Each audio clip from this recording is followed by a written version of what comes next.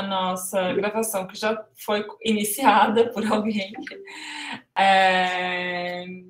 A nossa mesa de hoje, de sexta-feira, dia 26 de novembro, intitulada O Real Resiste, Literatura, Imagem e Violência, a nossa 10ª mesa do evento, seminário de pesquisa da pós-graduação em literatura, com o tema de natureza e literatura. A mesa de hoje, a gente vai ter a Isabel Cristina Costa Lousada, com a comunicação O Pecado é Não Ter Dinheiro, Narcocultura e Melodrama em Narcos. Seguindo da Helena Bressan Carminati, com a comunicação A Escritora de Elza Morante e os Corpos Inscritos na, entre parênteses, da História.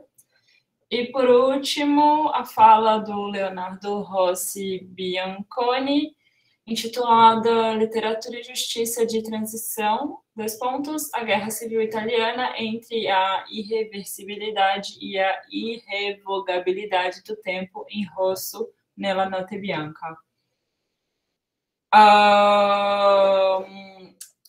A Isabel, que é a nossa primeira comunicação, é mestre em literatura comparada pelo programa de pós-graduação da UNILA, isso, né, Isabel? E graduanda em letras, espanhol e português, também pela UNILA, e bacharel em relações internacionais pela Faculdade Anglo-Americana de Foz do Iguaçu. E a Helena é licenciada e bacharel em letras estrangeiras italiana pela UFSC e mestranda em pós-graduação em literatura também pela UFSC. Colega nossa do programa. E por último, o Leonardo, que é doutorando também do PPG Elite, com graduação em História e mestrado em Teoria Literária também pelo PPG Elite. É isso, né, gente? Errei alguma coisa da bibliografia, introdução de vocês? Me avisem, me corrijam. Eu tô no doutorado já. É? Então seu escavador tá desatualizado. Eu também sou colega de vocês no doutorado aí. Tá bom, então. Então, todos doutorandos do PPG Elite. Desculpa, gente. Enfim, deixo a palavra com a Isabel agora. E vocês têm 20 minutos, eu vou contar o tempo, e aí eu aviso no chat. Se vocês não virem no chat, eu abro o microfone rapidinho, só para avisar. E desculpa interromper vocês se eu tiver que fazer isso. Deixa eu só fazer um teste aqui. Eu estou compartilhando só a tela da apresentação. Eu vou mudar de tela, vocês me avisam se muda também. Eu mudei. Foi? Não aconteceu nada. Tá, beleza então. Posso começar? Então, a minha comunicação é intitulada O Pecado é Não Ter Dinheiro, Narcocultura e Melodrama em Narcos. Até peço desculpa pela apresentação que eu fiz no PowerPoint, vai ser só um auxílio visual aí mesmo, que eu não tive muito tempo para fazer. E, bom, para começar, então, a violência ela é uma fonte de produção de inúmeras narrativas que produz cultura, imaginários e reconhecimentos. Então, nesse contexto, acende essa forma cultural vinda do território simbólico do tráfico de drogas, que é capaz de constituir seus próprios códigos e regras, que é a narcocultura.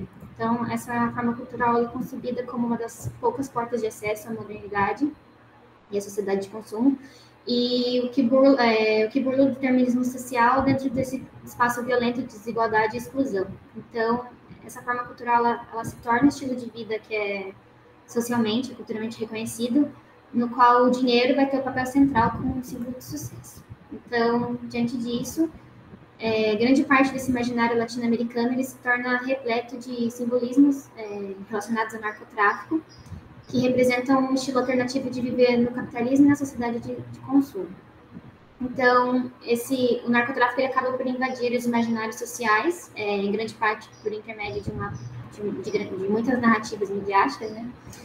E, então, em diversas esferas da interação, de interações que são marcadas pela desigualdade e injustiça, a gente acaba compartilhando esses valores que são relacionados ao narcotráfico. Então, a gente acaba vivendo numa sociedade que celebra essa forma cultural e exalta ela como uma prática popular por meio da indústria cultural que produz e também inventa essa estética do narco.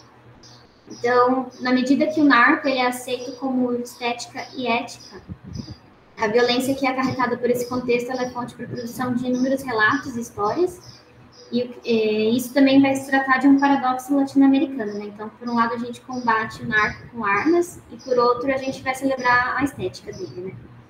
Então, a indústria cultural, também a máquina acadêmica, os meios de informação e entretenimento, eles são responsáveis por produzir e também inventar a narcocultura.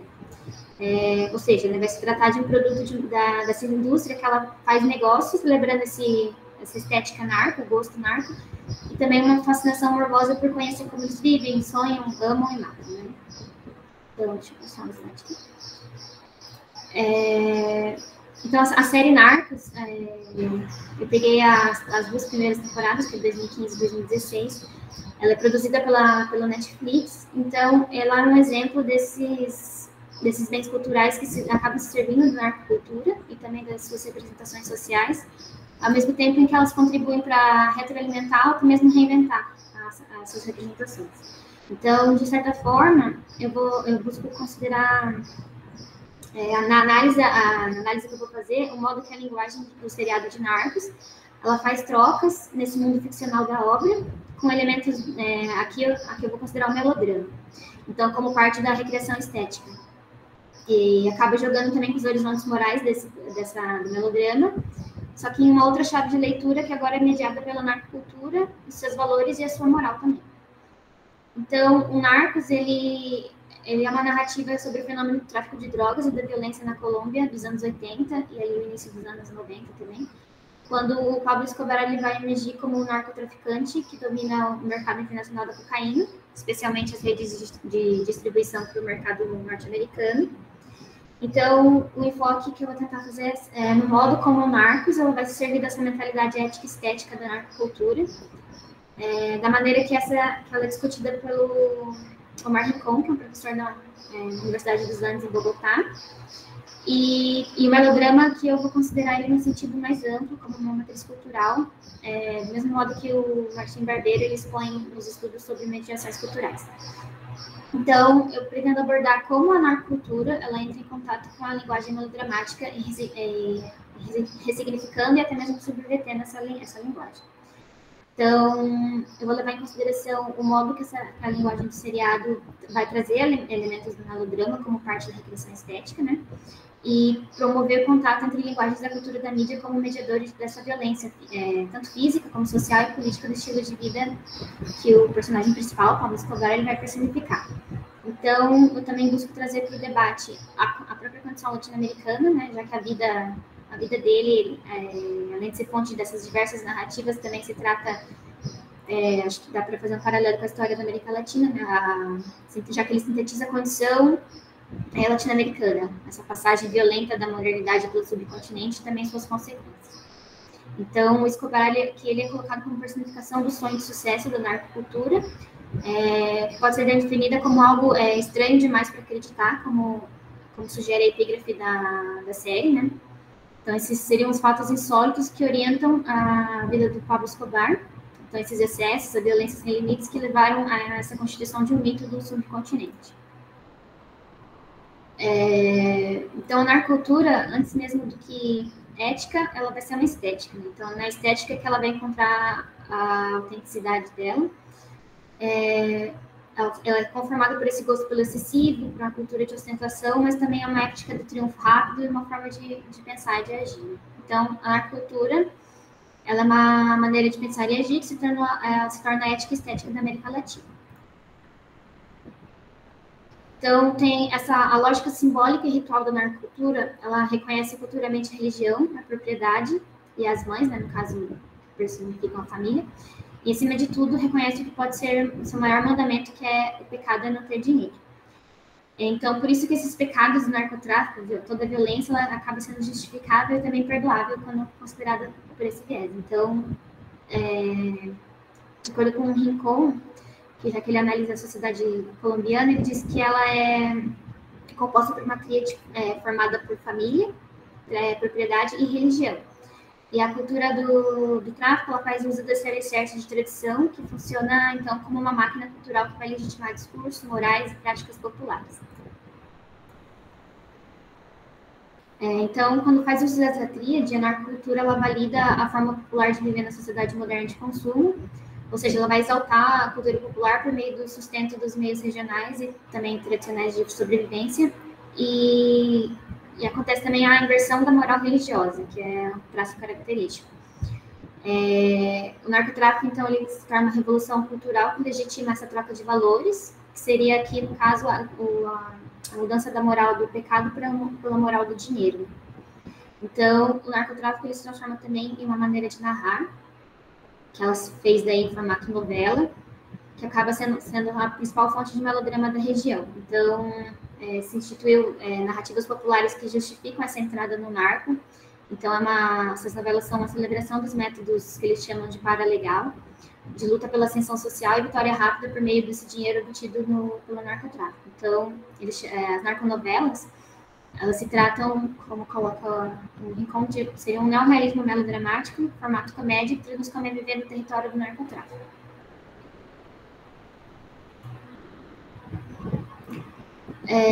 Então, uma vez que é entendida como linguagem, a narcocultura ela vai emergir para dar conta de uma realidade descomunal que acaba transbordando os limites do acreditável, né? Tamanha a violência que ela vai narrar. Então, ocorre que toda essa violência, ostentação de dinheiro, consumo, também prazeres sexuais, elas acabam por flertar também com o melodrama. Então, a cultura da mídia promove essas trocas com outras matrizes culturais e também suas linguagens, o que proporciona a narcocultura criar uma mentalidade ética e estética própria. Então, da mesma maneira que a narcocultura ela vai retirar elementos da tradição latino-americana e subverter com novos valores e sentidos de sua mentalidade ética e estética, o narcotráfico também vai extrair expedientes estéticos das matrizes culturais populares ou midiáticas em sua busca por autenticidade. Então, a narcocultura ela entraria em contato com estéticas da indústria cultural, da cultura da mídia, como esses elementos do melodrama, que acabam também por aderir bem a essa forma do narcotráfico. Então, quando ele se apropria da narcocultura para relatar essa ascensão e a queda do Pablo Escobar, a série ela apresenta ao público um enredo que é parecido com os enredos de melodrama, que contém ação espetacular, reviravoltas improváveis do destino, expressões intensas de emoção, resgates de última hora e conflitos intensos entre personagens maus e virtuosos.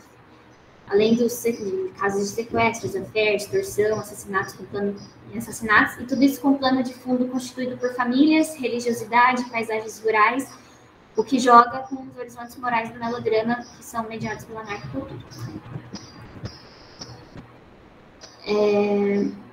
Então, ao longo da Constituição da América Latina, o melodrama ele sempre teve essa relação estreita com a religião, e o Rincon coloca que a América Latina seria tradicionalmente religiosa por meio dos pecados, né? Ou seja, esses modos simbólicos narcotráficos que acabam tomando o subcontinente e revolucionando ele culturalmente, e que legitimou essa inversão de valores. Então, se há um contato do melodrama com a cultura do narcotráfico, o pecado, então, que ele diz, passa a ser não ter dinheiro.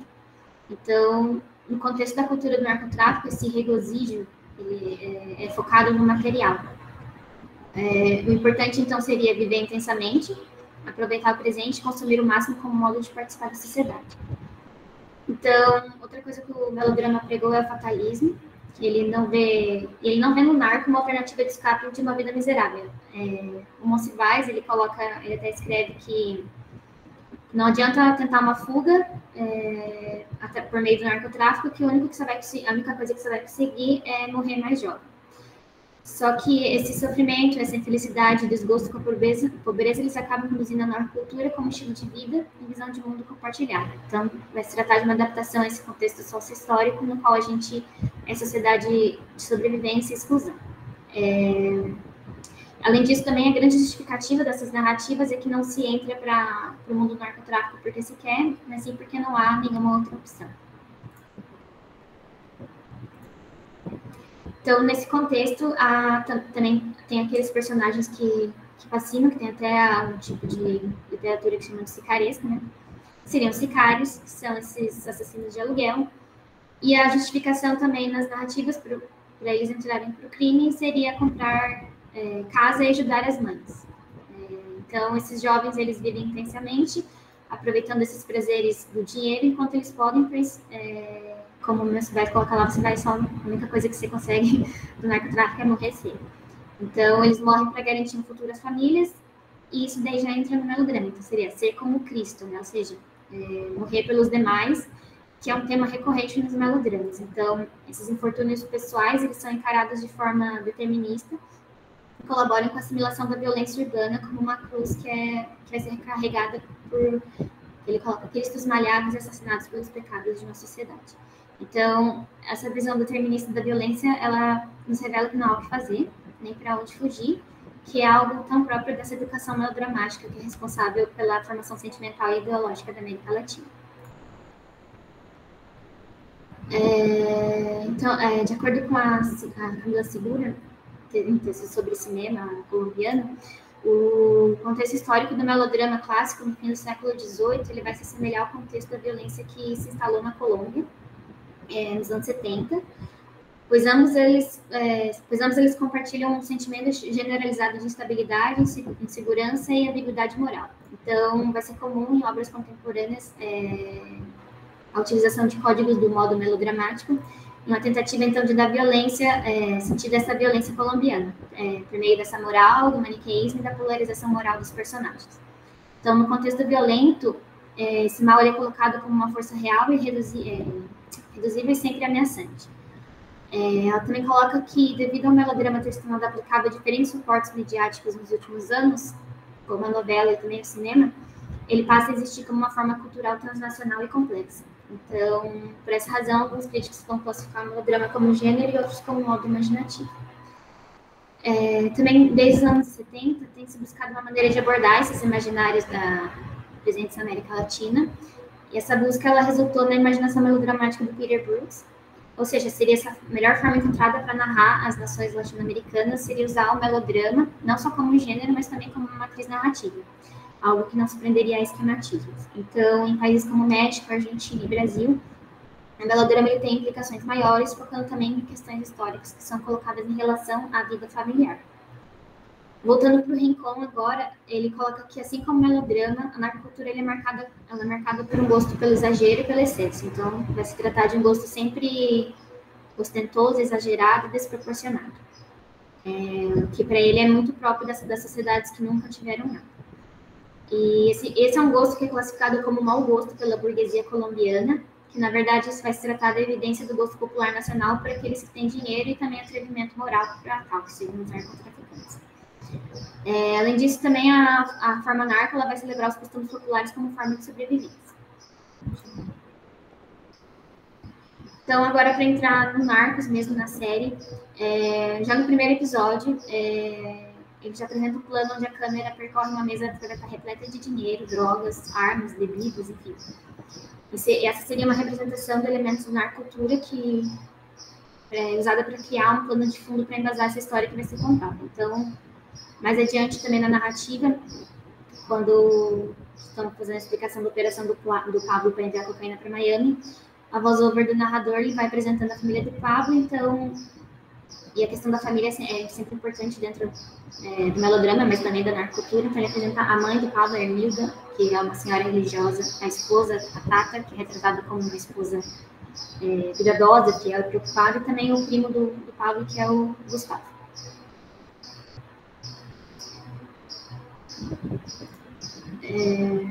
Então, esses elementos na narcocultura, como esse exibicionismo do dinheiro, ostentação e exagero, eles também são representados no segundo episódio, que narram os acontecimentos mais insólitos da série, que é quando o Pablo Escobar já possui tanto dinheiro que ele não sabe o que fazer com ele e precisa enterrar esse dinheiro ou esconder em alguns lugares, como o sofá da própria mãe, né?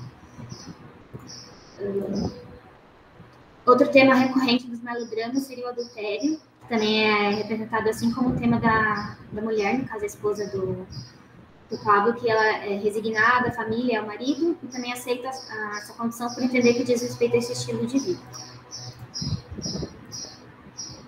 Então, outro tema abordado também na série seria a reinvenção em formato religioso dos narcotraficantes, que seria aqueles que têm como sua grande narrativa vencer por meio do narcotráfico, defender os seus e punir os desleais. E dessa forma, eles acabam se transformando em santos de tanta maldade. Então, tem uma cena que quando os agentes do DEA vão até uma casa nas comunas de Medellín, e eles encontram na parede uma imagem do Escobar convertido em santo. Então, isso também indica um ponto da questão da ambiguidade moral apresentada na série, né? Que seriam essas, de acordo com Kellner, essas imagens da grande riqueza dos criminosos são tão atraentes e sedutoras que a série em si é moralmente ambivalente. Então, o que reveste de valor positivo tanto a identidade profissional dos policiais quanto a identidade delinquente dos criminosos. Então, essa ambiguidade é representada em Narcos quando os traficantes têm suas ações justificadas ou performam ações que desculpam suas ações, como a questão da caridade, que o Escobar ajuda o pessoal de Medellín e tudo mais. Então, além disso, os narcos representados na série, eles também personificam esses prazeres proporcionados por esse estilo de vida. E, enfim, também tem a questão dos agentes policiais que adotam esses métodos não legais para agir. Então, mais do que jogar com esse maniqueísmo melodramático do bom versus mal, a série ela acaba jogando com a ambiguidade moral, que ora pende pro bom ou pro mal, né? Típica da narcocultura. Então, tem uma outra cena interessante também que mostra atrás do Pablo um quadro que retrata Jesus e a Virgem Maria. Então, apesar de ser recorrente esse uso de crucifixos e outras iconografias religiosas para a decoração dos cenários, nesse momento em particular, eu acredito que se trata de uma escolha estética proposital para representar justamente essa santidade da relação mãe e filho, que é um fator também muito explorado nos melodramas. Então, eu busquei mostrar como o Narcos ele vai se servir dessa mentalidade estética da narcocultura e o modo que ele também traz e agrega no processo de recriação estética elementos do melodrama a esse mundo ficcional da obra. E tudo isso como mediador da violência física e do estilo de vida da narcocultura. Então, dá para dizer que a narcocultura ela vai se apropriar dessa rede de textos não hierarquizados, que entre eles está o melodrama, que produz tensões e versões de sentidos, né? Rompendo com esses paradigmas de alta e baixa cultura também. Ou seja, essa forma cultural leva a empregar desdobramentos estéticos, éticos e políticos no campo das representações, criando sua própria ética estética, mentalidade ética estética, de forma que suas narrativas se circunscrevem à chamada cultura da mídia devido aos inúmeros apelos da sociedade de consumo. Então, seguindo essa linha, a gente pode dizer que ao tentar representar ficcionalmente essa realidade, o Narcos ele se vale de expedientes estéticos da cultura da mídia e acaba jogando com seus símbolos, desmantelando ou apropriando-se e jogando com suas referências originais. Ou seja, ele vai se apropriar mercadologicamente, também destituir esses símbolos dos seus sentidos originários em alguns casos. Então, há um esvaziamento do sentido político dessas estéticas, mas outros acabam por se instalar justamente porque a narcocultura, quando ela entra em contato com essas linguagens, ela transforma e subverte o sentido delas, né? E aqui tem as minhas referências.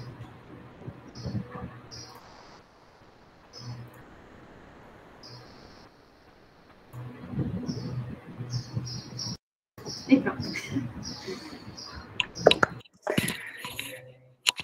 Obrigada, Isabel. Uma pena que você vai ter que sair em breve, vai perder o nosso sempre divertido bate-papo no final, mas aí você pede para alguém te contar qualquer coisa. Eu vou deixar, então, a palavra com a Helena Carminati e a sua comunicação intitulada A Escrita de Elza Morante e os corpos inscritos entre parênteses, da história. Helena, a palavra é sua, mesmo esquema, 20 minutos, qualquer coisa, Me avisa. Vou botar um cronômetro aqui para não me perder. Tá, eu te aviso qualquer coisa, tranquilo. Se passar um pouquinho também, tudo bem. Tá. Isabel, será que tu consegue tirar... eu não vou apresentar nada, mas só para... Beleza. Oi, gente, boa tarde. Me chamo Helena, sou do doutorado aqui da UFSC. E eu não montei uma apresentação, mas eu selecionei alguns pontos do meu texto, e aí eu tinha pensado em ir colocando, mas eu vou já colar direto no chat, e aí vocês podem, acho que ir acompanhando por ali, tá? Só deixa eu fazer isso rapidinho.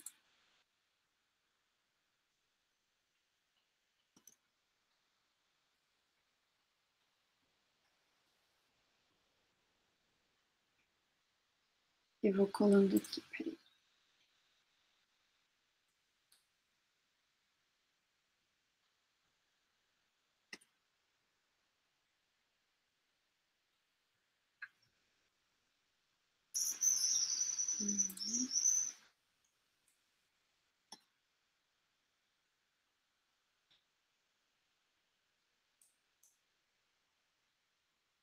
Já tá acabando, tá?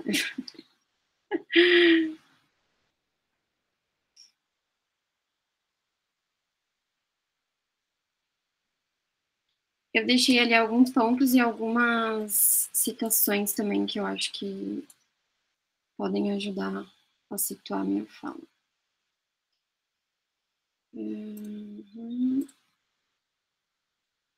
Aqui. Só conectei o carregador para não ter problema. Bom, vamos lá. Eu vou, então, pedir licença e a paciência de vocês para eu ler o texto. Eu tentei, então, selecionar ali alguns pontos para vocês conseguirem acompanhar. A minha fala, então, Flá, qualquer coisa tu grita aí e me avisa, tá? Bom, a minha fala, então, se intitula A Escrita de Elsa Morante e os Corpos Inscritos na da História. E é um pouco o início da minha pesquisa do doutorado. Bom, então eu vou ler para vocês. O século passado representa um dos períodos mais complexos e devastadores da história humana. Os seres humanos, numa atitude moderna expressa por Baudelaire, tiveram de inventar-se a si mesmo, diante da ruína do mundo tradicional, conhecido até então. No cenário italiano, a literatura consolidada ao longo de um vasto processo de tradição secular se deparou com um mundo fragmentado. A dureza daquilo que agora se encontrava por todos os lados, os escombros e destroços da guerra, exigiam um outro comportamento. Diante disso, o gesto da escrita, no meio do caminho entre a realidade e a ficção, colocou em questão um jogo secreto, que seria um jogo secreto, que é o título justamente do primeiro livro publicado pela escritora Elsa Morante. Hoje, minha ideia é pincelar uma análise e reflexão do objeto do meu doutorado, que é um livro da Morante, que em seus primeiros passos se detém no romance que chama A História, com H maiúsculo. Ao recuperar o questionamento de Adorno, Butler coloca: pode-se levar uma vida boa em uma vida ruim? E essa me parece ser uma das perguntas capazes de conduzir o fio narrativo de A História, obra em que o corpo é quem grita esses vazios tristes, como escreve Hilda Hilst em A Obscena Senhora D. As vidas que vivem numa quase não-vida, os corpos animais que retornam a um tipo de existência primitiva, são o pano de fundo de uma narrativa que, em suas 629 páginas na versão brasileira, então é uma obra bem grande, bem extensa, escancara os limites do humano e suas fragilidades. Assim, pretendo pensar essa corporalidade tão minada e impossibilitada de sua plena existência, como são as personagens de Morante. Somos, como corpos, vulneráveis a outros e a instituições, né? Isso quem fala é a Butler. Por outro lado, não posso perder de vista a descontinuação, as pausas eventuais desse contexto trágico, da guerra, proporcionadas pela figura, então, central, que vai ser o Giuseppe, que é um pequeno garoto que, estando ainda na infância, permeia tanto o seu mundo humano, quanto aquele constituído por suas interações com os personagens bichos que vão aparecendo no avançar do enredo. Por assim dizer, ele vive ainda uma vida ainda pré-linguística. Uma nota, então, se faz importante. A literatura de Morante, que é essa escritora do século XX, foi considerada por muitos críticos um pouco fora de ordem, de contexto. Logo no pós-guerra, momento em que o número de publicações sobre o tema tomava cada vez mais a cena editorial, a autora publicava textos fantásticos. No entanto, mesmo em sua escrita mais fantástica, dizia ser o real, o ponto gênese de tudo. E aí eu cito uma fala dela de um livro. É a realidade que dá vida às palavras, e não o contrário. E o que é a realidade? Só nos faltava essa. Se alguém me faz essa pergunta, está claro que não é meu leitor. Passados alguns anos, vem ao público, então, seu romance A História, suscitando murmurinhos por parte da crítica. A obra é publicada em 1974 pela editora Einaudi e vende 600 mil cópias, um número bastante significativo, logo depois de 6 meses de circulação, que era, na verdade, uma versão econômica de bolso, que foi feito a pedidos da autora, porque ela queria justamente alcançar esse público maior de leitores.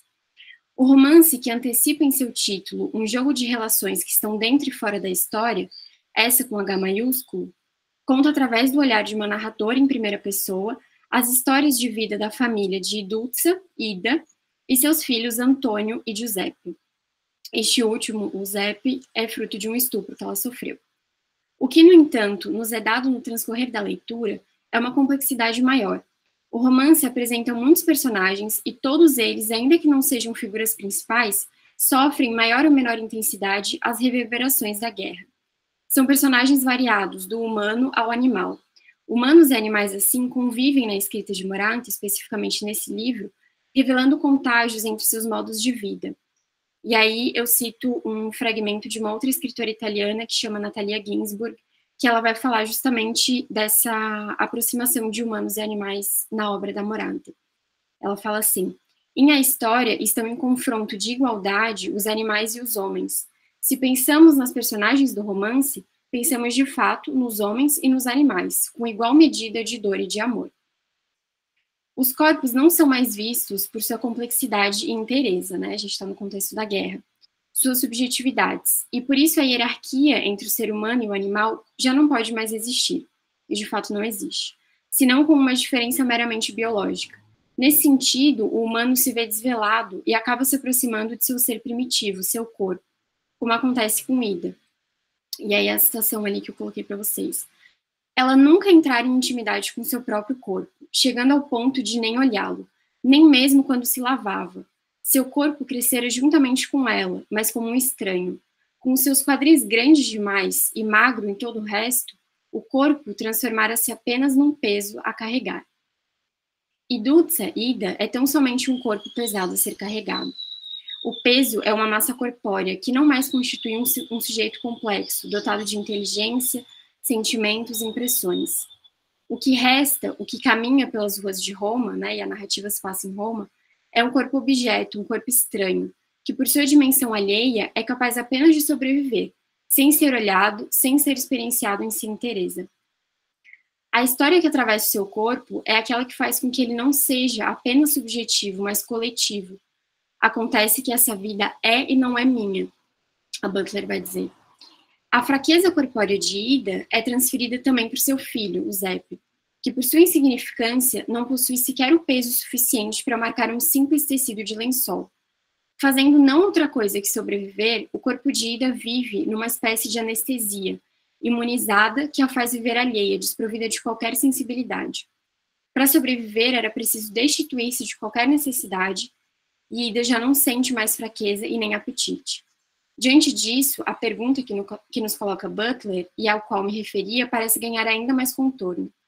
E aí eu cito: não podemos lutar por uma vida vivível, sem cumprir as exigências que permitem que um corpo persista. É necessário exigir que os corpos tenham o que precisam para sobreviver, pois a sobrevivência é certamente uma condição prévia para todas as outras reivindicações que fazemos. Sobreviver, portanto, está longe de ser suficiente. A sobrevivência é a condição-chave para que a vida se faça possível, para que ela continue no mundo, mas não é a forma ideal. Butler chama atenção justamente para a diferença que essas duas palavras comportam, sobreviver e viver. A vida miserável da família de Ida diz respeito a uma sobrevivência, sem que consigam de fato viver a vida plenamente. E o estupro sofrido pela protagonista nos escancara a fragilidade de sua existência. Seu corpo é sujeitado, dominado por um outro. E é esse mesmo corpo que, ao descobrir a gravidez, fruto dessa violência, precisa se esconder. Ai, tá passando uma moto aqui. Ao perceber que estava grávida, Ida passa a encobrir seu corpo, que caso fosse visto, e agora o olhar em questão não é mais o seu, né, que ela se recusava a olhar, mas é um olhar também de fora, dos olhos daqueles que a encaram pela vizinhança. Então, se esse corpo fosse visto, ele viria evidentemente a ser motivo de sua desonra. O encobrimento do corpo, que crescia dentro dela, nesse caso o Zep, um peso dentro de outro peso, não foi difícil, pois o corpo que já era mal feito e desproporcional, e eu estou citando, quase não deixava ver a mudança. Certamente a criaturinha mal nutrida e secreta não podia ser nada mais do que um pequeno peso, não exigindo muito espaço. O nascimento de Eusébio, no entanto, marca o início de uma abertura, inaugurada pela infância por aquilo que é descontínuo, não previsível e que abre uma potência para perceber e expressar o mundo. Há um contraste continuamente exposto entre os olhos curiosos de Eusébio e aquele mundo e aquelas pessoas pobres, apressadas e deformadas pelas durezas da guerra. É num cotidiano indefeso que o jovenzinho passa a viver uma vida boa e uma vida ruim, para retomar o fio que me traz até aqui. É no seio de uma vida privada, em seus primeiros meses de vida, no pequeno apartamento quarto de Ida, que o Zep passa a conhecer o mundo e a se encantar por ele. Então, acho que além de ela ter escondido o próprio corpo durante a gravidez, o corpo do menino também fica escondido por um bom tempo nesse apartamento que era basicamente um quarto que eles viviam. E aí eu cito um fragmento da narrativa. Jamais existiria uma criança tão alegre quanto ele. Tudo quanto via à sua volta despertava o seu interesse e deixava-o todo animado. Olhava divertido as gotas da chuva do lado de fora da janela, como se fossem confetes ou estrelas cadentes coloridas. Na verdade, tinha-se a impressão, pelas suas risadas, pelo contínuo iluminar-se de seu rostinho, que ele não via as coisas restritas aos seus aspectos habituais, mas sim como se fossem imagens múltiplas de outras coisas, variáveis ao infinito. Há então, na potência do olhar de Giuseppe, uma vida que se mostra bonita, digna, apesar de na sua crueza se revelar mísera. Pequenos momentos de suspensão da realidade que são possíveis apenas através da infância, esse espaço lacunoso em que o ser humano que ainda não fala tem de experienciar o mundo, apropriar-se dele, para finalmente entrar na linguagem. A convivência entre os animais de a história e a infância de Giuseppe abre espaço para uma possibilidade de existência fora da realidade dura e traumática da guerra. Como quando Ida é surpreendida ao ouvir vindo da janela o piar de uma andorinha. E aí ela diz, aquele passarinho... Nossa, mais uma moto. Desculpa, gente. Aquele passarinho, sem dar importância aos bombardeios e às explosões, tinha atravessado o céu, com seu delicado e frágil corpinho que se orienta sem erros. Para além da leveza trazida pelo cantar dos animais, Morante procura também no próprio ser humano a sua animalidade, ao fazer no fluxo de sua escrita inúmeras aproximações e comparações entre essas duas formas de vida. O rosto de Ida, descreve em determinado momento da narrativa, assemelhava-se ao focinho de um animal que fita o vazio. Ainda não atravessado pelas estruturas formais da linguagem, o Zep pode brincar, emitir sons, chamar diferentes objetos por um mesmo nome, como faz com a palavra tela, por exemplo, que servia tanto para a estrela quanto para as lâmpadas da casa, as flores abandonadas pela casa. Agora, lembro também de outra figura, a cachorra Imaculatela, que é o personagem de um outro livro da Morante, que chama Ilha de Arturo, em que ela fala, e aí o Arturo, que é esse menino também, essa criança, está falando da cachorra. Para conversar comigo, tinha inventado uma espécie de linguagem de mudos, com um rabo, com os olhos, com suas poses e muitas notas diferentes de sua voz, sabia me dizer cada pensamento seu, e eu a entendia. São essas as nuances que são trazidas por Morante para que essa relação homem-animal se mostre e permita o desativar de uma barbárie que a todo momento, no caso de A História, invade a vida desses sujeitos. Por toda a obra, o Zep é acompanhado pelos animais, seja por Blitz, o cachorro com quem estabelece seu primeiro contato com o mundo animal, seja pela gata Rossella, de Giuseppe, que é um outro personagem, ou pelos canarinhos Pipiniello e Pipiniella, que também vão aparecer na narrativa. Ou ainda pela cachorra Bela, a última cachorra de seu irmão Nino, que depois da morte do menino é adotado por Giuseppe pela mãe. Foi com Blitz, por exemplo, que o menino aprendeu a dar seus primeiros passos. Logo aprender a caminhar pela casa sobre os joelhos e as mãos, imitando Blitz, que talvez tenha sido seu professor. E foi também a partir de suas interações que o Zep entra na linguagem. E aí eu cito: talvez tenha sido durante aqueles seus duetos primitivos com Blitz que aprendeu a linguagem dos cães. Esta, juntamente com outros idiomas de animais, deveria tornar-se válida enquanto vivesse. Por fim, há uma personagem fundamental, e que assume uma postura quase materna diante de Giuseppe. É a cachorra Bela, que, ao contrário do Cão das Lágrimas de José Saramago em Ensaio sobre a Cegueira, não lambe seu pranto, mas propõe-lhe uma história para confortá-lo. E aí é uma citação. Vendo nesse estado de conforto e distração, Bela, sentada ao seu lado, resolveu contar-lhe uma história. E, fechando um pouco as suas pálpebras, numa maneira suave e cheia de melancolia, começou a falar. É com Bela que Giuseppe passeia por Roma, descobrindo cantinhos da cidade pouco frequentados. É também ela permanecer junto dele quando morre ainda criança. Amar os animais é aprendizado de humanidade, como nos diz Guimarães Rosa. E são propriamente os desvios da história que ocasionam o encontro dos corpos, humanos e não humanos, em meio a um ambiente hostil ao afeto, parodiando assim a história, a desativando de alguma forma. Ela era como uma pessoa da família, brincavam juntos os três, para bem dizer, não se diferenciavam. E esse é um trecho que escreve Graciliano Ramos em Vidas Secas, e esse trecho, na verdade, poderia também ser transposto para essa obra italiana, como se agora a adorável cachorra-baleia fosse a Bela Giuseppe. Nessa breve exposição, então, procurei apresentar de forma não totalizante fragmentos e pontos que me são importantes da escrita de Morante, mantendo a atenção sobre seu romance e a história. No final do livro, quando o jovem garoto morre, e Giuseppe sofria de epilepsia, sua mãe, como alguém desapropriada já de sua vida, perde a vontade de viver. E é mais uma citação que eu coloquei ali para vocês. No momento da morte de seu filho, rodavam cenas da história humana, a história, que ela reconheceu como as espirais múltiplas de um assassinato interminável. E nesse dia, o último assassinado era seu bastardozinho Giuseppe. Toda a história e todas as nações tinham feito um pacto com essa finalidade. O massacre do garotinho Giuseppe Eramundo. Interessante aqui a ideia de que a morte do menino não é apenas um fato pontual, algo que acontece a todos em algum momento da vida. Mas, ao contrário, é como se o título do livro, quase um personagem por si só, fosse o responsável pelo encerrar da vida tão jovem de Giuseppe. Como nos lembra Butler, não podemos dar por certo que todos os seres humanos vivos têm o status de um sujeito. E, de fato, somente poucos foram capazes de reconhecer em Giuseppe, Ida e tantos outros a dignidade de suas existências. E somente a infância e a animalidade, enquanto formas de vida fora das normas e expectativas sociais, conseguem de alguma forma fazer aquilo que questionei no início de minha fala. De alguma forma, é como se Giuseppe vivesse uma vida boa em uma vida ruim, como nos pergunta Butler. E era isso. Obrigada. Muito obrigada, Helena.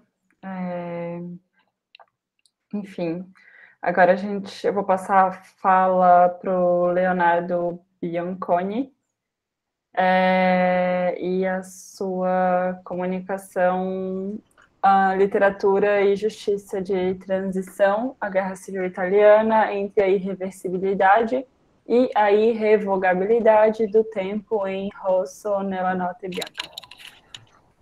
Boa tarde a todos. Eu gostaria de saber se vocês estão me ouvindo bem, se tem muito eco, se vai ficar compreensível minha fala. Tudo bem? Tá ótimo, Ana. Tá ok. Bem, pessoal, eu também vou ler o texto porque eu me sinto mais seguro, não tenho toda essa desenvoltura que a Helena tem, e toda essa capacidade narrativa. Até pela minha formação de historiador, meu texto, vocês vão ver, ele é bem mais duro. Mas espero conseguir comunicar aquilo que eu pretendo. Eu não vou ver vocês, porque eu não estou na minha casa, então eu estou sem duas telas que eu costumo trabalhar, então eu estou bem aqui acampado, então eu vou colocar o meu Word aqui, eu não vou ver vocês, então qualquer coisa vocês gritem, me chamem, sem nenhum problema. Podem me interromper a qualquer momento. Vamos lá. Literatura e justiça de transição. A Guerra Civil Italiana entre a irreversibilidade e a irrevogabilidade do tempo em Rosso nella Notte Bianca. Cito: por ordem nas coisas. Eu voltei para pôr ordem nas coisas. Assim começa o depoimento do ex-partigiano Ulisse Bonfanti, protagonista do romance Rosso nella Notte Bianca, do valtellinese Stefano Valenti. Mas não podemos calar Ulisse com pequenos detalhes biográficos e bibliográficos nesse momento. É necessário ouvi-lo. Ulisse, cito, Ulisse demonstra frieza na missão de guerra levada a cabo, mesmo com um atraso de quase 50 anos. Disse que nunca se libertou do pesadelo da violência sofrida. Disse de não temer o cárcere. Disse que em todos esses anos desejou se vingar, mas que antes queria viver. E agora não há mais nada a perder. E disse que a liberdade concedida a Rinaldi, ao Ferrari e os seus camaradas fascistas, nesse interim anistiados, contribuiu de modo relevante a uma vida infernal. Durou 20 anos. Disse, e quando chegou o momento de fazermos as contas, nós a demos por quitada. E disse, parecia que eles tinham vencido a guerra.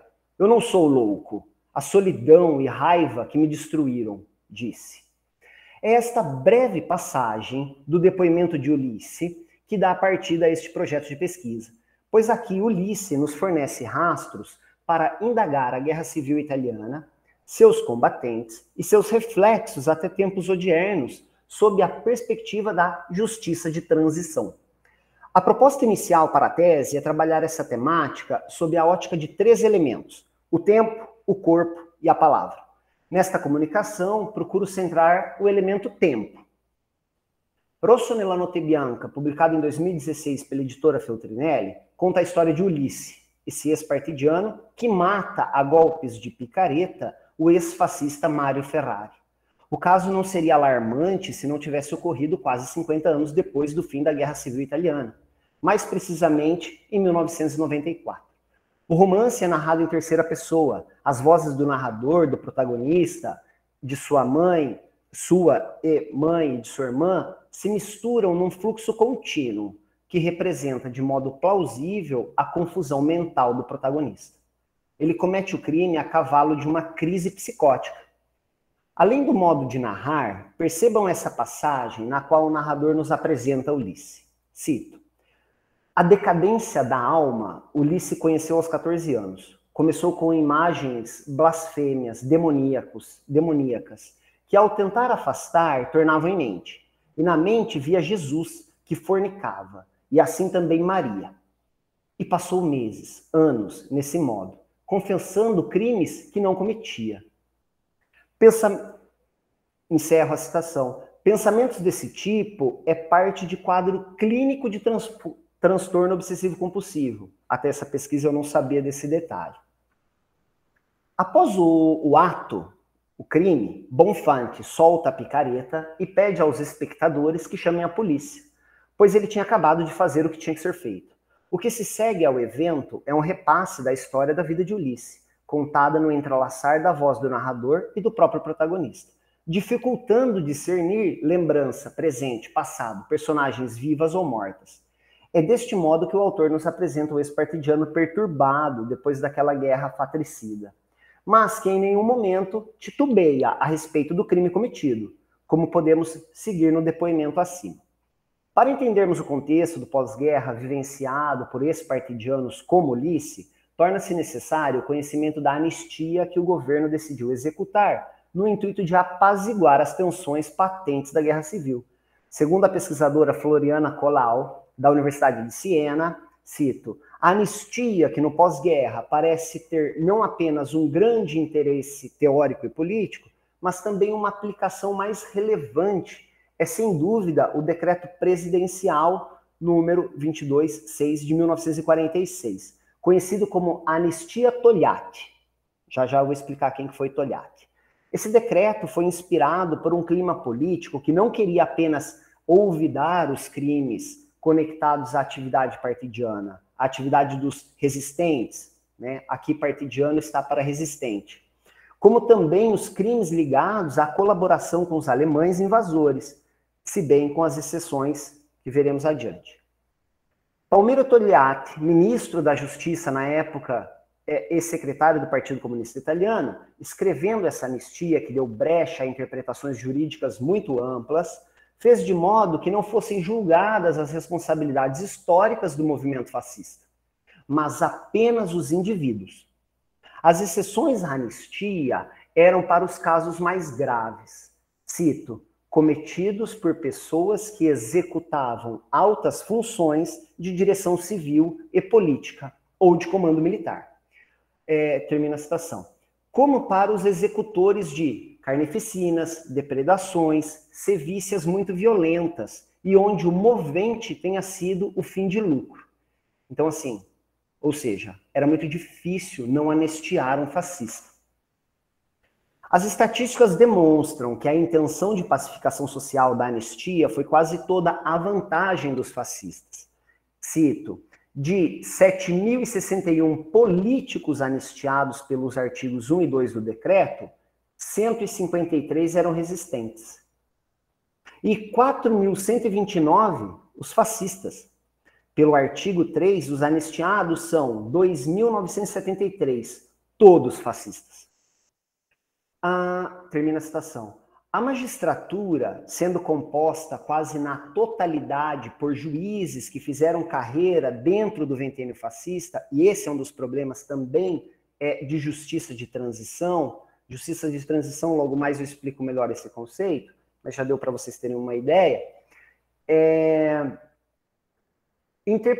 Essa magistratura interpretou em sentido largo a anistia de Togliatti e considerou as ações partidianas, as ações dos resistentes, como crimes comuns, não ligados ao período de guerra e ao período de guerra civil. Lembrando que a Itália ela passa por uma guerra civil no meio da Segunda Guerra Mundial, entre 43 e 45. Essa repressão ressoa no depoimento de Ulisse, que vimos acima. Mas aqui, ao menos nesse primeiro momento, manteremos o foco no passado que o assombra, no sentido de injustiça e no sentimento de culpa. Ulisse se sente injustiçado, porque ele não consegue perceber na sociedade italiana uma ruptura clara com o regime fascista, mesmo depois da Guerra Civil e da reorganização social. Além da injustiça, Ulisse sofre com a culpa pelo suicídio da irmã. Ulisse, a mãe Giuditta e a irmã Nerina viviam em uma cabana nas encostas montanhosas da Valtellina. Na voz de Ulisse, contado por Giuditta, as memórias da difícil vida agrária nas montanhas, uma vida sem valor, comparável aos animais. A mudança dessa vida chega ao final da guerra. Em 1944, Ulisse vai para as montanhas junto com os resistentes. Nerina e Giuditta ficam juntas na cabana. Um grupo de soldados da República Sociale Italiana, conhecidos como Neri, por conta da camiseta preta, ou ainda como Repubblichini, à procura de Ulisse, fazem uma busca na cabana. Sem sucesso, decidem fechar o estábulo com todos os animais dentro e atear fogo. É nessa cena que encontramos o título do romance. E colocaram fogo, que veio tudo um incêndio, que ficou tudo vermelho. Rosso está para vermelho. Essa obra ela não tem tradução em português ainda, né? Ela está toda em italiano, então as traduções aqui são minhas e bastante livres. Continuo. E naquela noite branca tingida de vermelho, que essa família perde seu provento. Não bastando, Nerina é conduzida em caserna. Nesse momento a história é narrada na voz de Nerina, mas Nerina já está morta. E já se passaram quase 50 anos do fim da guerra. A voz de Nerina sai da alucinação de Ulisse ao rever a cabana, o estábulo, ainda com as marcas do incêndio, 50 anos depois. Nerina assim narra a violência vivida nas mãos do Repubblichini, dá detalhes da tortura e da violência sexual sofrida. Sem nenhum tipo de marca de mudança temporal, a narrativa de Nerina salta para um julgamento.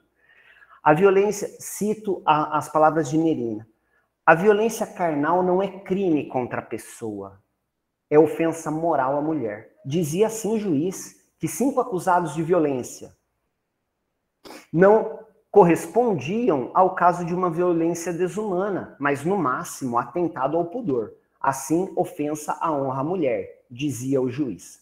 Aqui já estamos em 45, num período de transição. No verão de 1945, Nerina, devastada pelos acontecimentos, se suicida. O corpo sem vida, em movimento pendular, é encontrado pelo irmão Ulisse. Partindo do conceito de justiça de transição, que na definição do site do Ministério Público Federal Brasileiro, que por sinal, pessoal, entra e sai do ar constantemente, né, isso é bastante sintomático no período que a gente tem vivido. Então, segundo ao site, a justiça de transição seria um conjunto de medidas, sendo elas judiciais ou não, adotadas para enfrentar um passado de ditadura ou guerra civil. E aqui estão incluídos processos, anistias, comemorações, repúdios, as comissões da verdade e até esse romance que estamos analisando. Apresento rapidamente a proposta de uma nova cronosofia, e aqui eu venho falar do tempo, feita pelo historiador belga Bevernage, no ensaio História, Memória e Violência de Estado, Tempo e Justiça. Esse livro foi editado pela editora Mil Fontes. A edição brasileira traduzida, mostro para vocês a capa, uma foto bastante conhecida nossa, né? Imagino que todo mundo reconheça essa imagem, clássica da ditadura militar brasileira, virou um ícone, né, essa foto. Aqueles momentos mágicos que os fotógrafos conseguem concentrar tudo em um instante.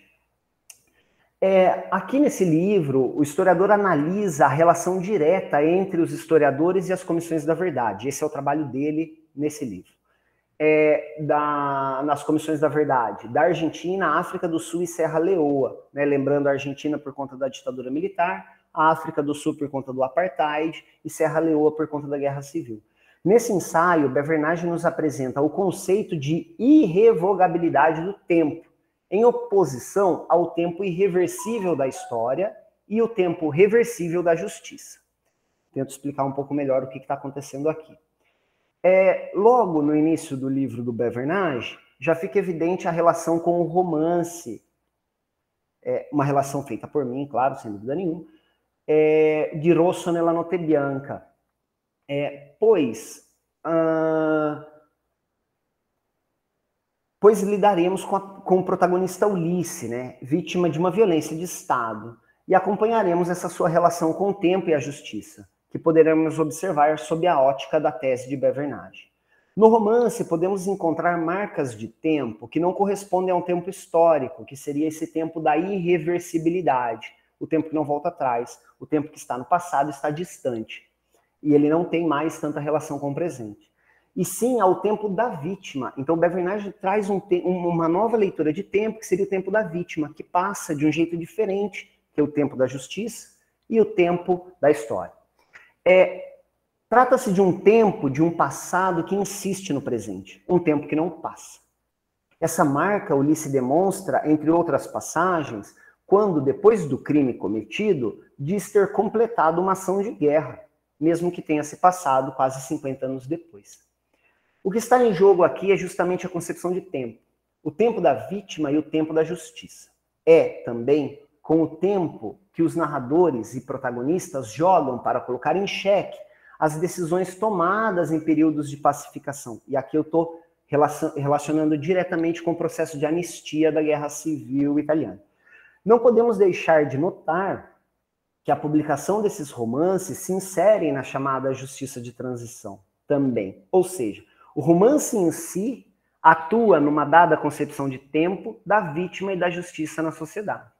Então é como a própria publicação do romance se encontra dentro de uma justiça de transição e depois dentro do romance encontramos elementos que nos ajudam a pensar a questão do tempo da vítima de violência de Estado. Nesse ponto podemos pensar, exatamente como fará Bevernage, a relação entre história e justiça, comum, até certo ponto, nas comissões da verdade ou nos processos de anistia. Trabalham com uma concepção antagônica de tempo. Justiça e história trabalham com uma concepção antagônica de tempo. Porque, segundo Bevernage, o tempo da justiça é um tempo reversível. Porque se eu der o parecer exato, a condenação, a reparação, é como se eu estivesse revertendo aquilo que aconteceu no passado. Mas existe ainda o tempo da vítima. Aqui podemos pensar em Ulisse, pois a violência sofrida por ele se situa em um passado que não passa, ao ponto dele poder realizar sua ação de guerra tanto tempo depois. É interessante notar que Ulisse tem uma concepção de justiça também, diz respeito aos fascistas anistiados, que, segundo ele, o fazem viver num tempo de pesadelo.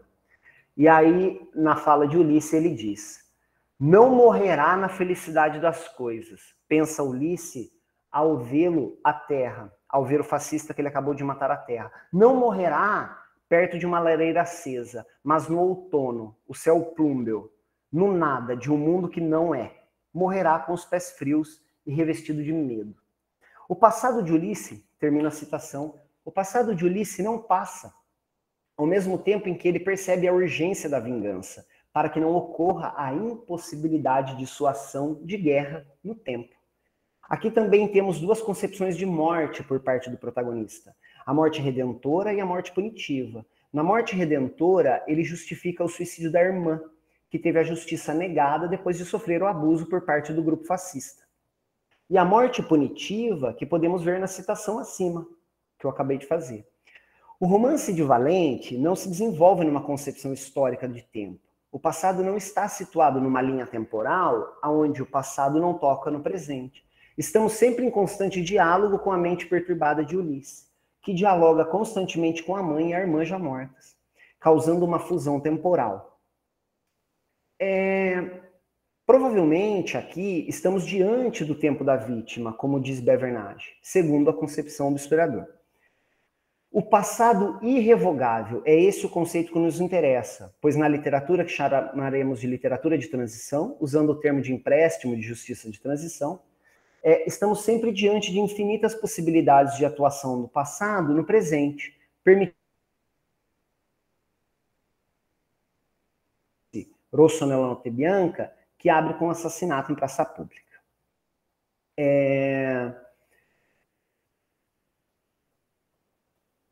Os mais atentos aqui já devem ter notado, não sei se vocês assistiram, se não assistiram, indico, recentemente agora saiu no Netflix o filme O Caso Fabrizio Collini, que também aborda um caso muito semelhante ao do Ulisses. Em termos de enredo também é muito parecido. Trata-se dessa irrevogabilidade do passado, que para a vítima da violência de Estado, não é possível cancelar ou mesmo manter o passado fixo no passado, como geralmente gostariam os perpetradores da violência de Estado. A imagem da cabana queimada, 50 anos depois, vista por Ulisses antes de cometer o crime, é a imagem desse passado irrevogável. É um passado que não pode ser apagado, ele não pode ser revogado. A cabana ainda queimada poderia ter sido reconstruída e ter as marcas físicas do passado da violência apagadas. O passado esquecível ou reversível, na visão da justiça. Mas Ulisses a encontra exatamente como foi quando foi queimado. Ou seja, Ulisses está diante do seu passado irrevogável. E aí é que eu já adianto para encerrar. Por isso e outros detalhes, podemos dizer que Rosso nella notte bianca é um representante da persistência no tempo do trauma histórico italiano. Agradeço a todas e a todas que abriram esse espaço aqui para a gente poder falar e aos que assistiram. Em tempo, convido vocês, quando for possível, a visitarem o site da Justiça de Transição do Ministério Público Federal, que trata sobre, é uma fonte de pesquisa sobre a transição brasileira da ditadura militar para a democracia. Muito obrigado, pessoal. Lembrando que esse site entra e sai do ar de acordo com os interesses do governo. Obrigado. Obrigada, Leonardo. Eu ia pedir para você passar o link para a gente pelo chat, e aí a gente tenta entrar em algum... ver se a gente tem sorte de conseguir esse acesso. A Isabel saiu, né? A gente encerra as comunicações, eu vou abrir para debate, pontuações. Quem quiser se manifestar, fica à vontade. Arthur, que está com uma cara de que vai falar. Mas eu queria agradecer demais a fala de vocês, Helena e Leonardo, que trazem essa pano de fundo italiano num momento que a gente vive no Brasil e onde duvidamos dos nossos próprios corpos, onde não sabemos se somos humanos ou animais, enfim, eu não sei se isso dá, entre aspas, esperança ou força ou desespero, mas é preciso continuar de alguma maneira, pensando que temos um corpo e o que faremos com ele. Deixo aí aberto.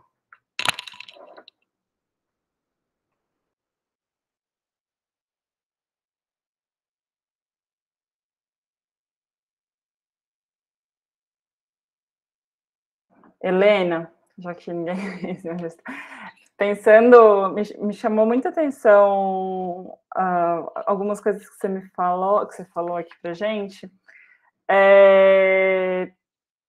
principalmente em relação a esse peso corporal que a personagem da Elsa Morante traz. Como ela chama? Deixa eu lembrar aqui. A Iduza. E esse corpo pesado que não tem noção do próprio peso, enfim. E aí me lembrou o primeiro capítulo, eu acho, dos 6 propostas para o próximo milênio, do Italo Calvino, que ele vai falar justamente da leveza e de como, enfim, nesse pós-guerra italiano, ele pensando que uma das valores para a literatura dele que ele tenta levar é justamente tipo uma escrita da leveza, mas que essa leveza carrega um peso, assim, enfim, você não pode sustentar uma leveza sem que ela tenha um contrapeso, basicamente. Ele vai dar o exemplo do Perseu e da cabeça de Medusa, enfim, super bonito esse ensaio. Mas eu fiquei enfim, eu li muito pouco da Elsa Morante e tenho muita curiosidade, na verdade. Até por causa da proximidade com a Simone Weil, enfim. Mas não sei se tu chegou a pensar nessa coisa da leveza e do peso e do corpo, se tu quiser falar mais sobre isso. Obrigada, Flá, pelo comentário e por lembrar, na verdade, porque foi até engraçado enquanto tu falava, porque eu trabalhei muito esse texto do Calvino no mestrado para pensar um outro escritor que eu trabalhei, que era o Primo Levi, que também fala da guerra. E a literatura da Morante realmente ela não é muito lida no Brasil, assim. Inclusive a edição do La Storia, ele só tem um sebo. Eu paguei assim uma fortuna pelo livro porque tem pouquíssimos exemplares e não teve reedição. É uma tradução de, acho que é 81 e que ficou assim, não teve outras edições. Mas eu anotei aqui para recuperar, eu acho que esse texto do Calvino, porque ele vai falar isso que estava pontuando, né, de que e muitos escritores também vão trazer, por exemplo, essa leveza na escrita para tratar de um tema que justamente apresenta esse contrapeso, né? Então, e quando eu estava lendo eu comecei o livro do La Storia, ele é muito grande, é tipo 650 páginas, é muito grande. E aí eu fui lendo muito pingado, assim, muito aos pouquinhos para poder ter uma fruição, assim, de alguma forma da leitura, né? E aí me chamou muita atenção o que eu trouxe um pouquinho aqui desses animais que vão aparecendo, que são muitos, e essas cenas que aparecem desse corpo. Então por exemplo, tem uma cena em que é o nascimento do Zep, e a Ida, ela se agarra no lençol, ela fica agarrada nesse lençol para não mostrar, para não expor o corpo, e ao mesmo tempo é esse mesmo lençol que esse peso, que não tem peso, na verdade, né, porque é como se fosse quase uma coisa incorpórea ali do menino, que não, imagina, não, assim, não tem o desenho no lençol, é uma coisa muito, eu acho que é muito simbólica, assim, para pensar, né, de que forma ela vai trazendo esse contexto da guerra, e como o Leonardo estava falando, assim, que ele tocou muito na questão do tempo, e que eu acho que essas narrativas, elas não têm como não trazer essa problemática do tempo, né? É um tempo que não passa. E tem uma outra curiosidade nesse livro da Elsa, que cada capítulo começa com como se fosse um manual histórico dos fatos que estão acontecendo. Então, tem, eu acho que 8 capítulos, se eu não me engano, e tem, assim, 3 páginas, tipo, a Itália avançou o fronte, tananã, tananã. E aí, é assim, é uma coisa histórica, e depois vem a narrativa toda confusa, assim, né, toda misturada. Então, mas enfim, me alonguei. Mas eu anotei aqui, eu vou, muito bem lembrado desse texto, eu vou recuperar ele.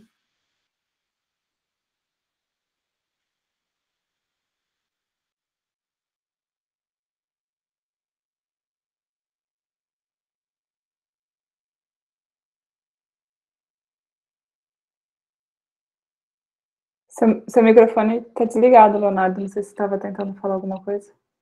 Não, na verdade não. Estava concordando com o Arthur. Eu concordo, a mesa é bastante coesa. Vou ligar o microfone, então. É que eu acho que está fazendo muito barulho aqui, eu não queria ligar, mas vou arriscar. Não, parabéns pela mesa. A organização incluindo aí, né, a montagem, muito boa. Acho que a conversa, na verdade, eu estava quieto aqui até imaginando que entre os próprios expositores, as expositoras e o expositor, achei que vocês já iam emendar a conversa, porque me parece mesmo muito produtivo entre vocês aí, né? E talvez especialmente no contexto aí da literatura italiana. Então assim, muito, muito bom. Mas o que eu estava pensando, e aí talvez... Eu não sei o quanto essa questão pode ser produtiva ou não, mas não é bem uma pergunta, digo, né? Mas o quanto que eu estava pensando, não sei o quanto isso pode ser produtivo ou não, mas vamos lá. Tem um livro da Beatriz Sarlo, chamado Tempo Passado, já faz tempo traduzido aqui também para o Brasil, vocês devem conhecer ele, né? O Leonardo já acenou assim com a cabeça. E ela aponta ali uma questão relacionada a essas narrativas que estão ligadas a contexto de retomada de eventos traumáticos da história, uma retomada que muitas vezes é feita por aqueles que sobreviveram aos eventos traumáticos, né? Traumáticos, inclusive, por isso, porque houve uma espécie de sobrevivência que pede uma elaboração, né? Mas é uma elaboração que volta como um mundo simbólico partido, né? Que dificilmente faz um todo.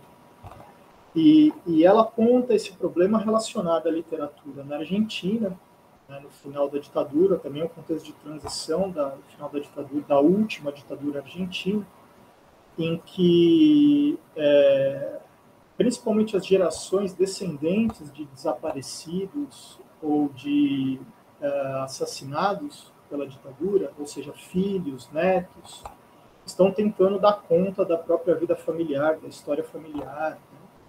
E muitas vezes narram essas histórias de vida em primeira pessoa. Quer dizer, como um recurso de linguagem que parece que ata o enunciador ao enunciado, criando um efeito de coesão, né, e de quase de imediaticidade, né, da experiência, muito forte, um elo muito forte, né, entre aquele que diz o que é dito. Quer dizer, a experiência parece ser mesmo inquestionável em termos da veracidade do que ela diz. E recorrendo a uma série de exemplos ali, lógico, inclusive do cinema também, Beatriz Sarlo, ela levanta uma questão que me parece ser uma questão, ainda mais na hora, ali no calor da hora, muito importante. Mas é isso que eu estava pensando, não sei o quanto ela pode fazer sentido ou não. Porque, principalmente quando se narra em primeira pessoa, se cria muitas vezes por meio da linguagem esse efeito de que o que está sendo narrado é de um grau de veracidade, pelo autor e o narrador serem, digamos, acoplados, sobrepostos, cria-se um efeito de veracidade que não deve ser naturalizado, por assim dizer, né? Ela diz algo assim, é o argumento, não deve ser naturalizado.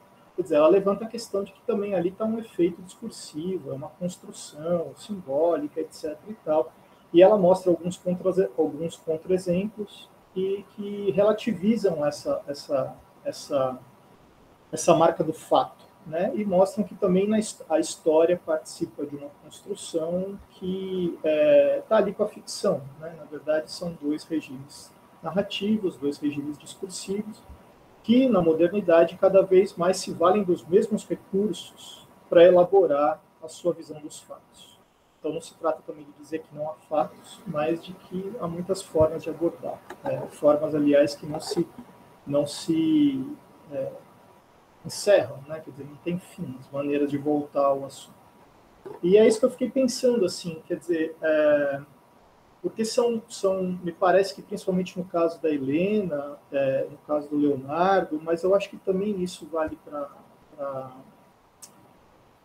me desculpe fugir o nome agora, Isabela? Não, Isabela, isso. A Isabela. Eu fiquei pensando assim, o quanto a análise e a interpretação desses objetos de pesquisa, para usar esse termo terrível, permite assim essa problematização do limiar entre ficção e história, essas possibilidades de, não digo, insisto nisso, não de relativizar fatos, não é essa a questão, mas de mostrar realmente como a ficção é essa espécie de antropologia especulativa, como dizia o Saer, né? Que caminha ao mesmo tempo ali à margem do verificável, uma massa pantanosa que ela move, né? À margem do verificável muitas vezes, mas justamente está aí a potência dela, né? Quer dizer, não se ater simplesmente aos fatos brutos e manifestos, como dizia Benjamin, né? Mas também caminhar um pouco à margem do verificável. E é isso que eu fiquei pensando enquanto escutava vocês. Não sei se faz muito sentido, mas enfim. Posso, Helena? Arthur, não, sem dúvida nenhuma. E é claro, não foi à toa que você lembrou da Beatriz Sarlo, porque tem muito da Beatriz Sarlo no meu trabalho, apesar de eu não ter citado ela diretamente, né? Mas tem bastante coisa dela. E eu concordo plenamente, e aí é por isso que eu como historiador, fui cair na literatura. Porque a própria Beatriz Sarlo, ela tenta dar uma saída no final do ensaio dela, aonde não porque ela realmente questiona muito a questão dos depoimentos, né? Ela vai falar dos depoimentos. E aí ela começa a analisar os depoimentos, e assim, é um ensaio, para mim, toca no brilhante, porque é crítico, faz muita gente pensar em várias coisas, e ela começa a mostrar que esses depoimentos, eles têm elementos parecidos, então eles vão tendo que eles são, de algum modo, construídos linguisticamente, e aí também ela vai dizer que a questão do trauma e da tortura, ou seja, eu tenho que aprender a falar sobre o trauma e a tortura, porque não tenho palavra para dizer aquilo que eu sofri, porque eu não sofro aquilo por palavras. Então, aí ela começa a ver que os depoimentos são parecidos, e aí, mas ela não está colocando em xeque os depoimentos, mas ela está dizendo, desse mesmo modo, se a gente considera só o depoimento e a verdade acabou, assim também estão fazendo os perpetradores dessa violência de Estado, porque eles também dão depoimentos, eles também constroem narrativamente aquilo que eles vivenciaram. E aí isso vai dando um peso, um certo valor de verdade. E aí ela diz que é um terreno pantanoso, ela fala que é um lugar que a gente tem que estar muito atento. No final do ensaio, ela tenta dar uma saída, talvez um pouco desesperada, mas também possível, tão possível que a gente está discutindo isso, que é a saída pela literatura. Ela fala, a gente tem que fazer algo com esses depoimentos. A gente não pode morrer nos depoimentos. A gente tem que reelaborar essas coisas. E aí ela tem umas frases que são lindas, tem uma que, assim, eu tenho a leitura recente, não sei se eu vou conseguir citar de memória, mas de qualquer modo, tem um momento que ela fala, a partir do momento em que eu pego e narro e construo uma obra literária, ela diz que é como se a gente dominasse, a gente passasse de um ponto de quem apenas sofre a tortura como alguém que começa a dominar aquele pesadelo. Tem umas passagens assim interessantes. E aí depois a Sarlo, ela realmente vai retomar algumas coisas que ficaram, algumas perguntas que ela mesma faz, né? Como, por exemplo, a experiência se dissolve ou se conserva no relato?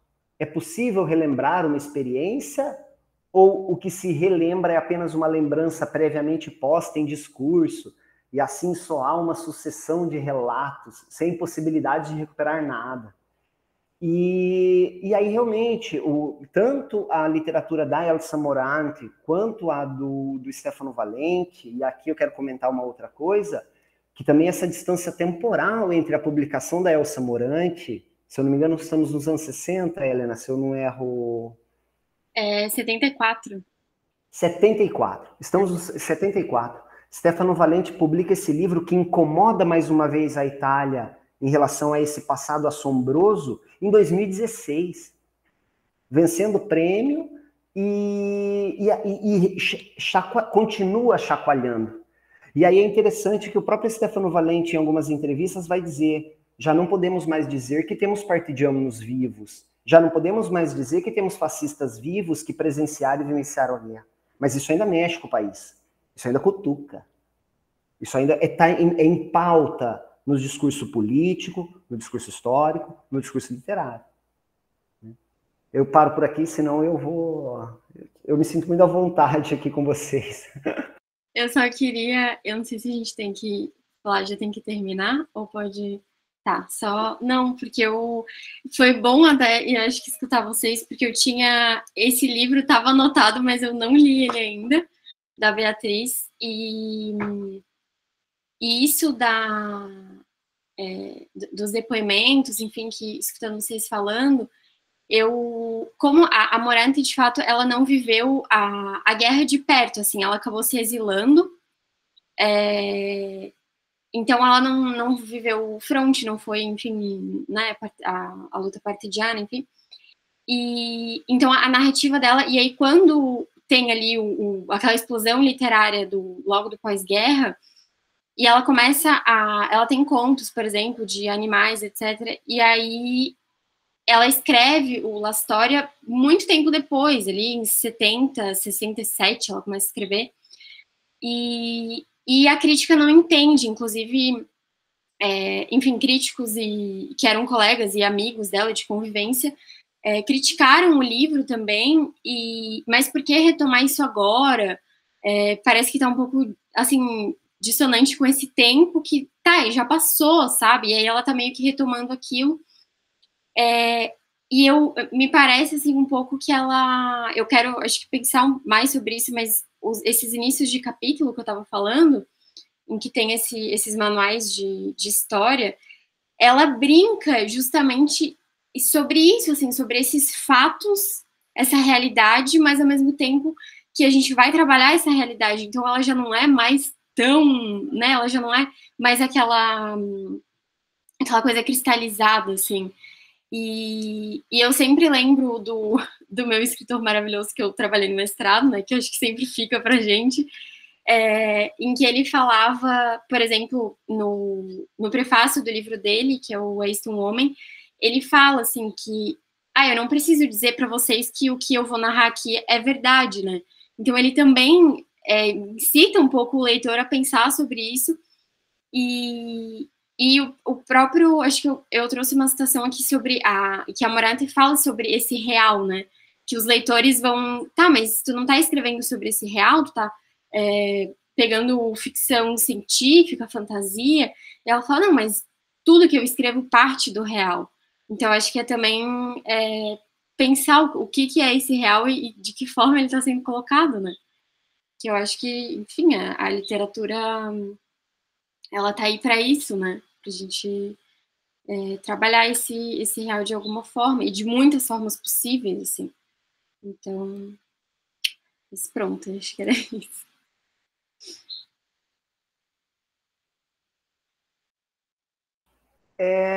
Se ninguém tiver nada para comentar, eu queria deixar registrado aqui para a Isabel, porque talvez ela tenha acesso a essa gravação depois, eu espero. Mas assim, é simplesmente um comentário para a Isabel, de algo que assim, me fez pensar enquanto ela apresentava, que foi do ponto de vista estético, quando ela associou a questão do narcotráfico, do trabalho que ela estava falando, com a religião. E aí eu não pude deixar de lembrar da sequência do Poderoso Chefão, do Coppola, não sei se isso apareceu em algum lugar, mas, ou seja, aquelas longas cenas, né, de batismo, e também aquela visão do próprio Poderoso Chefão como uma autovisão de provedor daquela comunidade, né? E aí a violência realizada, ela é justificada por ele ser o provedor de todas aquelas pessoas. Aquele que ele mantém na lista de pagamento e ele paga religiosamente, mesmo sabendo que a pessoa pode nunca precisar ajudar ele. E aí ele ajuda e de repente chega um dia que ele vai lá e cobra. E toda essa associação com a religião e também toda a imagem da máfia italiana construída pelo Coppola a partir do romance do Mário Puzo, né? Então, assim, fica aí para Isabel esse comentário. Sabe que eu lembrei da mesma coisa, Leonardo. Me veio a mesma referência, assim, e, sei lá, essa figura que ao mesmo tempo que protege, também acusa, ou enfim. Não, e no caso do filme do Poderoso Chefão, o que acontece é algo parecido com o que a Isabel está falando, porque depois vai existir uma visão romântica da máfia italiana que não tem absolutamente nada a ver com a visão passada pelo filme, né? Aí, ou seja, se constrói esteticamente uma ideia de uma máfia, de um mafioso, né? Quase como um cara que realmente que ele pode ser justificado, tudo pode ser justificado por algum detalhe, como no caso da Isabel trouxe a questão do pecado é não ter dinheiro. Então, a partir se o pecado é não ter dinheiro, tudo que eu faço para eliminar esse pecado está justificado. Claro.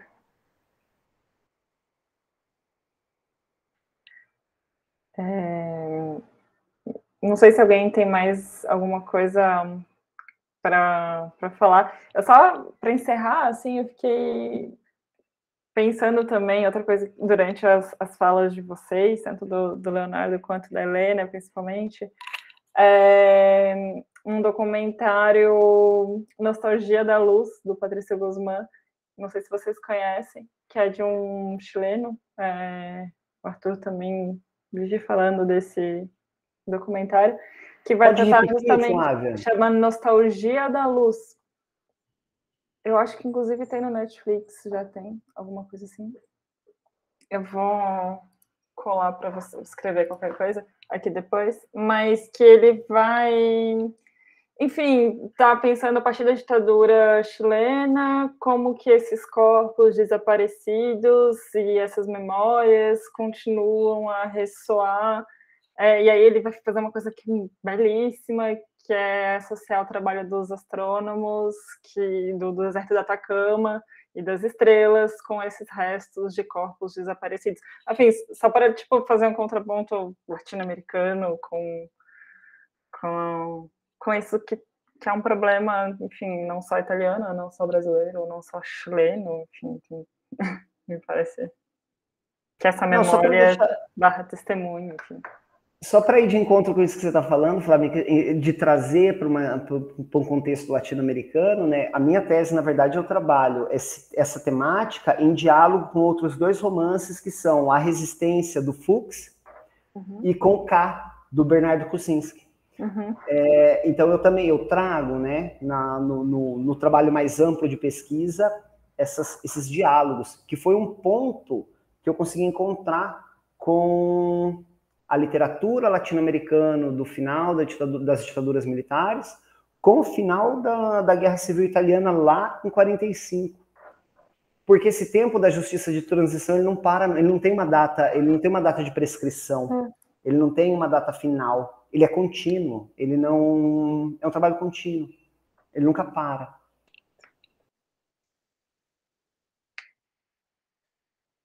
É isso, gente. Alguém quer fazer mais alguma colocação? Não, ô Leonardo, eu fiquei curioso agora com o recorte no final das contas da tua tese, porque você, por tema ou problema, enfim, seja político ou literário, você acaba tocando num universo muitíssimo amplo, né, de autores, títulos.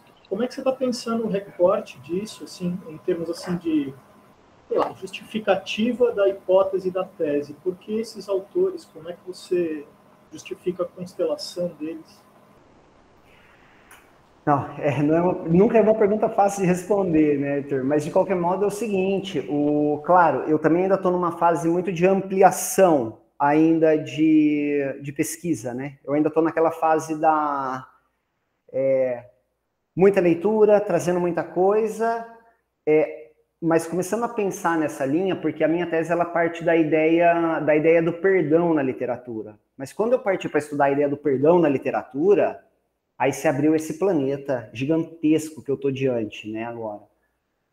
Então, e aí apareceu a justiça de transição, que eu não conhecia, como funciona, como é que a justiça de transição vai trabalhar as questões, por exemplo, vai financiar a literatura, vai tentar trazer à tona essas coisas, e aí depois e a questão do perdão depois vai ser com o Derrida também, que vai questionar um pouco essas coisas, e aí esse trabalho aqui que eu apresentei hoje, ele foi mais uma tentativa de incluir algo que foi essa questão do tempo que eu encontrei no historiador Bernage, que também acaba sendo crítico às comissões da verdade, dentro de uma possibilidade, né, porque ele vai ser, assim como a Beatriz Sarlo fez, né, que vem com uma tese muito forte, que no momento ela acaba incomodando certos setores, e aí o Bernage também, mas a minha ideia é trabalhar o fato de serem obras literárias e aí que trabalham momentos pós-traumáticos, momentos de transição. Então isso é uma coisa que coaduna todos esses romances, todos eles. Eles trabalham. E aí lá dentro foi aquela divisão que eu falei no começo da minha apresentação, que aí eu trabalharia a questão do corpo, que aí realmente já aparece nesse trabalho que vocês ouviram hoje, né? Ele está lá dentro, só que eu não dei atenção para ele hoje, porque eu queria dar atenção para a questão do tempo, que é algo que eu ainda estou estudando. E nada melhor do que esses momentos para a gente colocar à prova aquilo que a gente faz na escrivaninha, né? E o corpo e depois a palavra. E aí a questão da palavra que vai ligar no caso, esses 3 romances, e não apenas esses 3 romances, porque claro que eu acabo vou ter que restringir muito a questão do trabalho aí, mas ainda assim, pensando de algo mais amplo, que são temas que perpassam qualquer tipo de literatura que seja produzida em períodos de transição, em períodos pós-traumáticos. Que pelo menos tentam trazer isso, né? Que tenham esse fundo, né? Provavelmente eu não respondi a sua pergunta, Arthur. Eu só enrolei aqui e...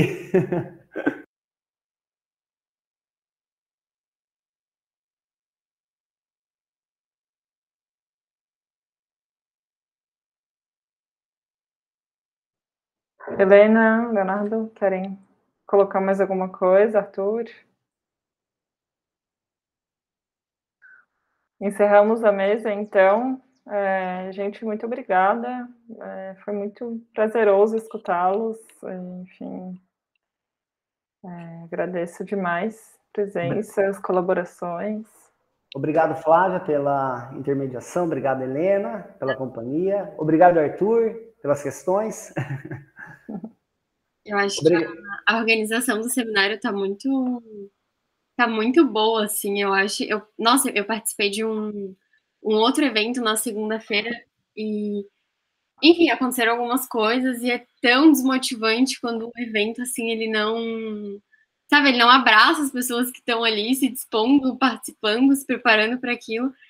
E, enfim, eu não consegui, acho que, participar das outras mesas, mas para a semana que vem já estou me organizando melhor. Mas é muito bom. Como dizia minha avó, tá um brinco o evento. Legal, gente. No nome da representação discente, enfim, dos organizadores todos, Suzy, Diogo, juniores, agradeço demais. A gente está se dedicando para justamente abraçar e ser o mais aberto, receptivo, inclusivo, enfim, e escutar todo mundo. Foi um pouco dos nossos valores enquanto evento. A escolha de não fazer mesas simultâneas para que a gente possa realmente estar presente no máximo de mesas possíveis. passa um pouco por aí. Agradeço demais o reconhecimento. Gente, parabéns. Até, pessoal. Obrigada, até as próximas mesas. Até.